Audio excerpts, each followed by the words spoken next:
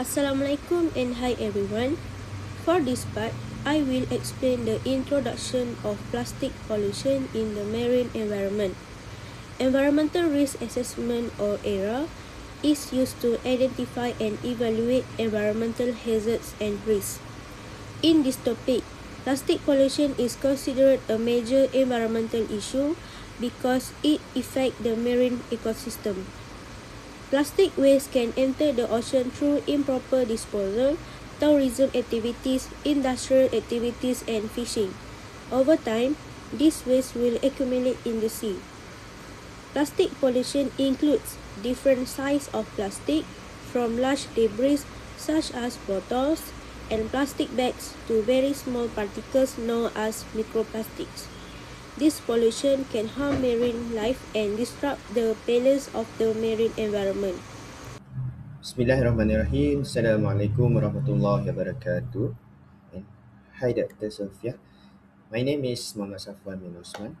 So today I'm gonna present to you about my part, which is hazard identifications. So before that, we want to know what does hazard identification means. So hazard identification defines a systematic process of detecting, categorizing conditions or activities that could cause harm to the people and also to the environment. So there are three types of hazards where we have physical hazards, we have chemical hazards, and also biological hazards. So I'm gonna go through for the first one, which is physical hazards. Physical hazards defines as a large debris like discarded fishing gears, such as fishing nets, where the nets that are easily to physically track, choke, or stranger the marine life. And then for the next one is chemical hazards, which is it defines as plastic act like a toxic sponge where it absorbs the persistent organic pollutants from the surrounding of the seawater.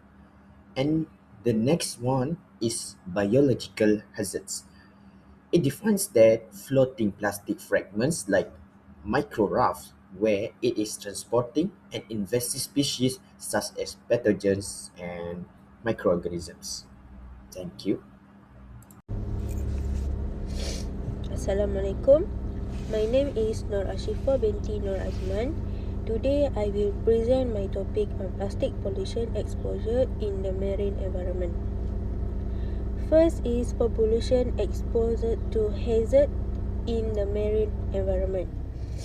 Marine organisms such as fish, sea turtle, seabird, shellfish, and plankton are highly exposed to plastic pollution in marine environments. Marine ecosystems including coral reef, mangrove, and seagrass habitat are also vulnerable to contamination and habitat damage.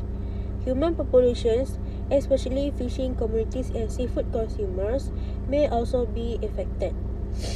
Plastic waste and microplastics can enter the marine food chain and increase exposure risk, which may lead to environmental, healthy, and economic impact. Next is pathway of population exposure to plastic pollution. Exposure pathway explain how plastic pollution reaches marine organisms, ecosystems, and humans. Direct ingestion occurs when marine organisms mistake plastic particles as food. Microplastics can also be transferred through the marine food chain from smaller organisms to larger predators. In addition, entanglement with fishing nets and marine debris may cause injuries, while harmful chemicals attached to plastic particles may affect biological functions. Humans can also be exposed through seafood consumption contaminated with microplastics. The third part is frequency of population exposure. Exposure frequency refers to how often marine organisms, ecosystems, and humans are exposed to plastic pollution over time. Frequent exposure increases the possibility of harmful environmental and health effects. Coastal areas, fisheries, and regions with high human activities usually experience greater exposure levels. Continuous and repeated exposure may increase plastic accumulation in marine environments. Lastly is magnitude of exposure. Magnitude refers to the amount or intensity of plastic pollution experienced by organisms, ecosystems, and humans. Higher concentration of plastic pollutants increase the severity of harmful effects.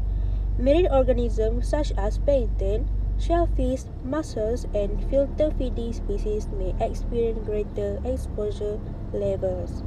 High exposure may negatively affect marine ecosystem, biodiversity, and human health. Assalamualaikum warahmatullahi wabarakatuh. My name is Wanu Adriana Nadia, and right now I would like to explain about the effects on marine ecosystem and wildlife because of plastics pollution. And the first issue that I would like to talk about is the sea turtles. Sea turtles often seize plastic as jellyfish. Because of this, their digestive system will be blocking around their body, and it will lead them to the starvation and death. And it will prevent them to escape from their predators. And the second issue, which is the entanglement. Entanglement can lead marine animal become trapped on these fishing nets or fishing gear that known as a ghost fishing.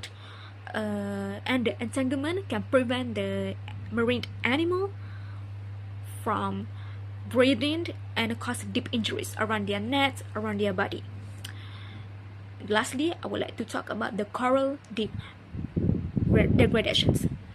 Degradation, it means that the large plastic debris block sunlight from the water, and it will affect the photosynthesis process on the coral reef, and its lower oxygen level. Also, the plastic waste can weaken the coral health, and it will become disease because the plastic waste carry the harmful bacteria. And if damaged coral reef is the ocean, it will threaten the marine animal, and it will affect the ecosystem balance. Right now, I would like to explain about the human health concerns because of the plastics pollution in the marine ecosystem. We have two effects, which is the long term and the short term. But therefore, I would like to explain about what cause of this plastic pollution, and it will affect the human health. So the cause is, for example, it will cause the developmental disorder, reproductive problems, neurological disorder, and immune system disorder. Because of this, it will break down their systems and make them that human body pose a threat because of this plastic pollution. So the short-term effects, which is we have a short-term period on this disease because of this plastic pollution. So we have the inflammation, oxidative stress, and digestive system irritations. And the long-term effect, it will cause the disease in the long period. It will keep in your body as long as it wants. So for example, we have the endocrine disruption, reproductive issue, metabolic disorder, and increased health risk. So right now, I would like to explain about the case study, which is we have a case study that we need to know about the plastics pollutions around the world. So we choose the Great Pacific Garbage Patch, GPGP. So what is GPGP is? GPGP is the large accumulations of plastic debris in marine ecosystem around the world. So it's globally. So it is located in Hawaii and California, North Pacific Ocean. So it's formed by the ocean's current that trap the plastic waste on it. And it mainly consists of plastic that do not sink in the ocean because the plastic pollution, so because the plastic is highly degradable and it will not sink in the ocean. So in the GPGP we have a size and type of plastic. In the categorizations of the plastic, we have the size classification. We have a microplastic, mesoplastic, macroplastic, and megaplastic. Microplastic is the very smallest, and the megaplastic is very biggest. And the plastic side, we have a hard type, which is polyethylene and polypropylene. Also, we have a fishing net and rope, plastic films, and foam fragments. In this, the garbage patch GPGP, we have a challenge that we need to solve the plastic pollution in the oceans, but they need to know that it's difficult to remove the plastic pollutions in the oceans. Because the microplastic is sized as plankton, they very small. Also, the GPGP is very large area that it's difficult to clean up. Next, we go to risk characterization. Main risk of plastic pollution. First, harm to marine animals such as turtles, fish, seabirds, and whales may swallow plastic because they may mistake it for food. Second, microplastic contamination. These particles spread through seawater and are eaten by small marine organisms. 3. Damage to marine ecosystem. Plastic waste damage coral reefs, beaches, and oceans habitats. 4. Economic and human impacts.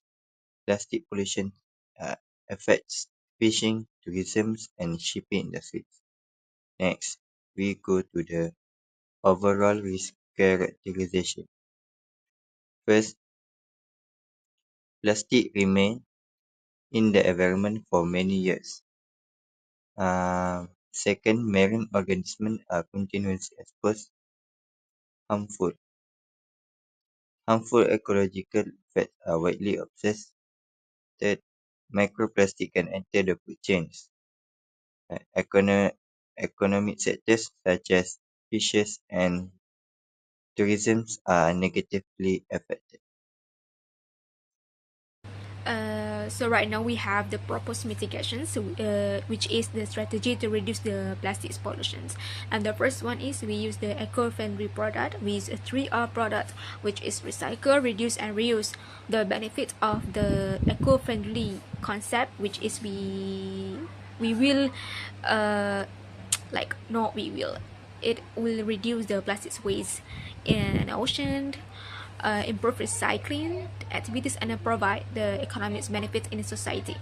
And the second one is we have awareness campaigns, which is we have social media campaigns, local media, and public print and printed materials like poster or something that can print up to the wall. And we have the public display and educational programs. Also, we have the community activities. For example, we have a beach clean up programs.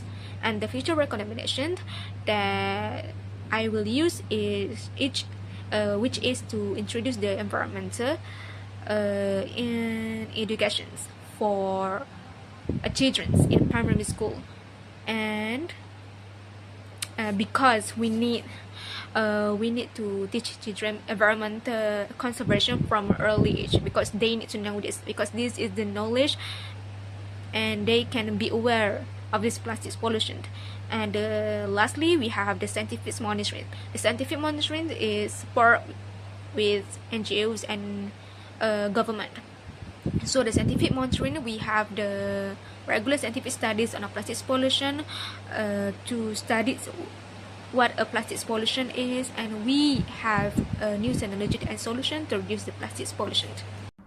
Alright, so for the next one, I'm gonna present to you about the discussion. So, it has been stated two factors based on our discussion here.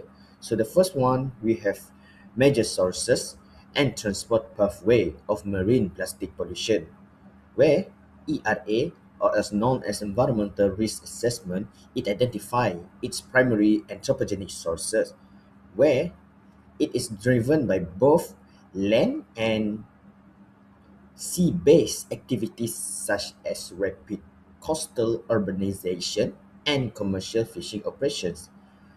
So these things, it might lead to the mismanagement of single-use plastics. So the second one is evaluation and ecological hazards and the impacts of marine organisms. So what we have here is it defines accumulation of macroplastic waste where it introduces the physical hazards to the marine organisms where it disrupting the ecosystem stability. Next one, marine megafauna like sea turtles and seabirds, they face immediate mechanical threats to the ingestion. Last but not least, ingestion of microplastic occurs when organisms mistake debris for prey. Thank you. In conclusion, marine plastic pollution is a major environmental issue caused by human activities.